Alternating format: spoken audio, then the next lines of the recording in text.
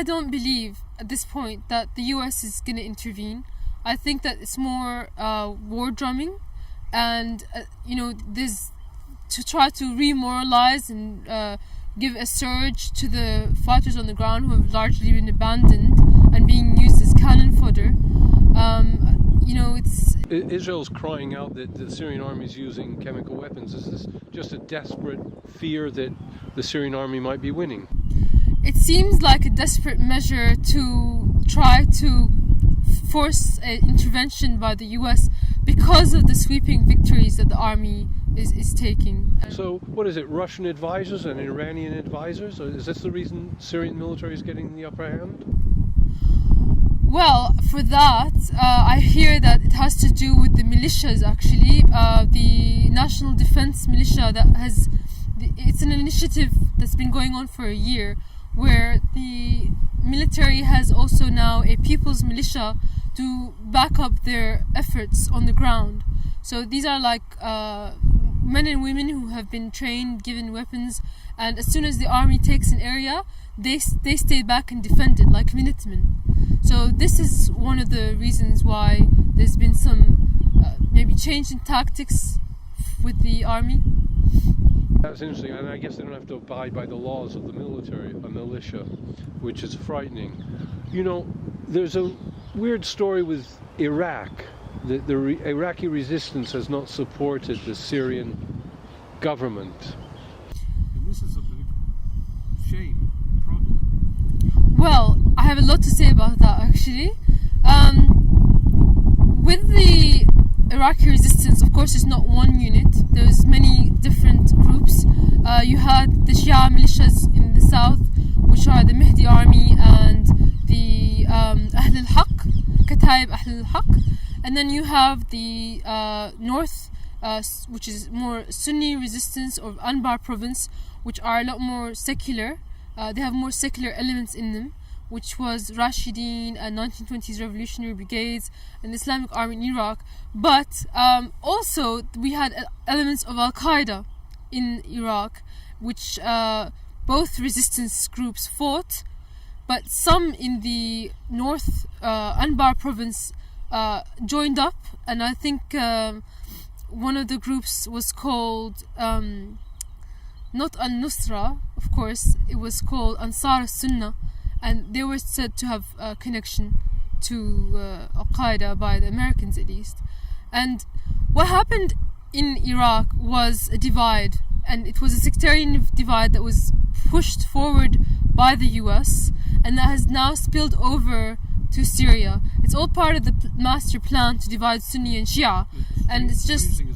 Sorry to interrupt, but the Iraqis are saying the exact opposite. The sectarian divide from Syria is pushing into Iraq. It's maybe a feedback loop, First it started in Iraq, but I just wanted to say one thing, that the Syrians actually stood beside the Iraqi resistance, both Anbar and the south, unlike Iran, which caused some quieting down of the resistance in the south.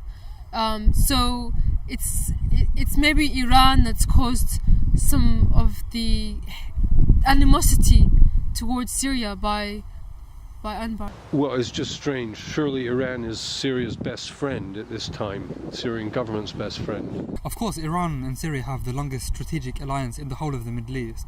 The alliance between Iran and Syria and the bilateral relations are stronger than any other country in the region. So it is strange to presume that there would be a Syrian-Iranian conspiracy to destroy Iraq. But Iran is accused of having a negative role in Iraq. But the sectarian issue is not necessarily an Arabic issue or an Iranian-Iraqi-Syrian issue. It is essentially kind of perpetrated by Western countries to divide the Middle East. Sectarianism is the best tool which imperialist countries have in creating divisions, in creating an open theatre for hegemony, which is what the United States is trying to do in Syria, using the pretext of what's happening in Iraq.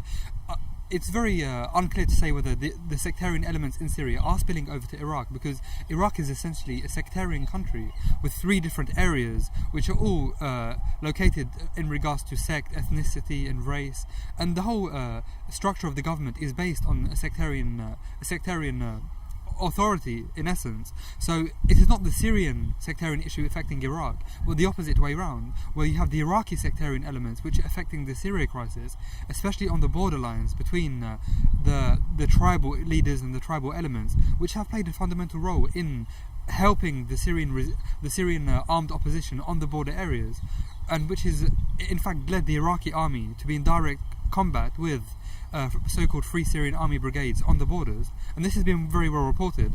I'm not sure if you know, but a few weeks ago, over 200 Iraqi soldiers were killed by Syrian rebels on the borders between Syria and Iraq. This is something which reached condemnation from the United States of America, of all countries, who divided Iraq, who destroyed Iraq's infrastructure, and is now condemning attacks by the so-called Free Syrian Army on Iraqi military personnel. Well, the Syrian military personnel are also being attacked by Free Syrian Army militias, which doesn't gauge condemnation. So, in essence, Iraq is more of a delicate issue to the Americans and the West than Syria. But on the issue of the Syrian army, when you have a conventional army which works in an asymmetric way, which cannot fight armed militias without a change in tactics, you have a period for over 1 to 2 years where the army adjusts to the changing methods of warfare, to how to fight an unconventional guerrilla war.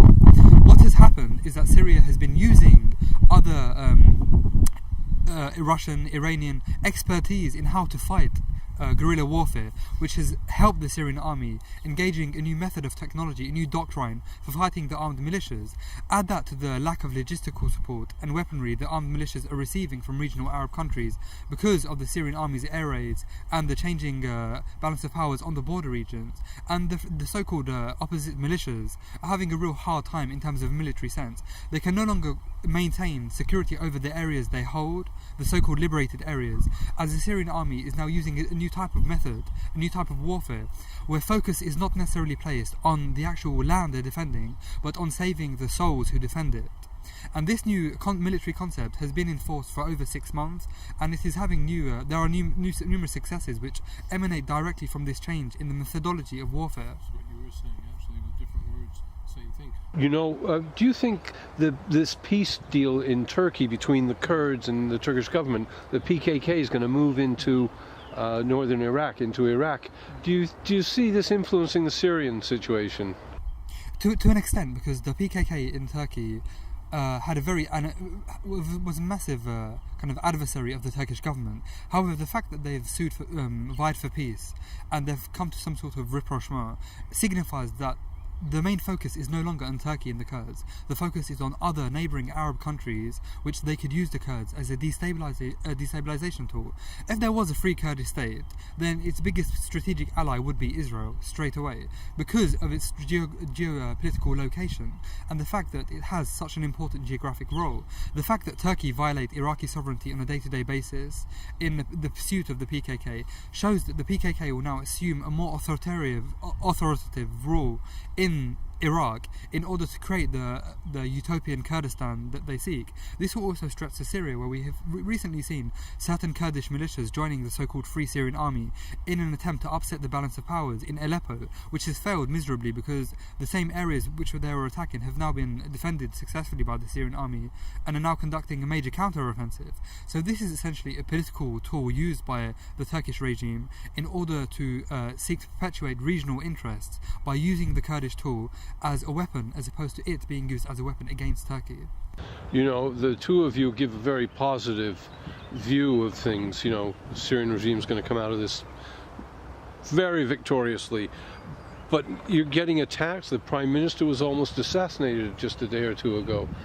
I mean, is this going to be the new form of warfare? The, terrorist attacks in Damascus? I have a feeling it's going to go on like this for a while, just as it is with Iraq. 10 years of occupation and still Iraq is not stable. There's still bombings going on. Syria is not going to be out of the woods for a while, but I think a lot of people talk about a tipping point. At the start they were talking about a tipping point for the regime. Now it's a tipping point for the insurgency. So this is really what positivity we can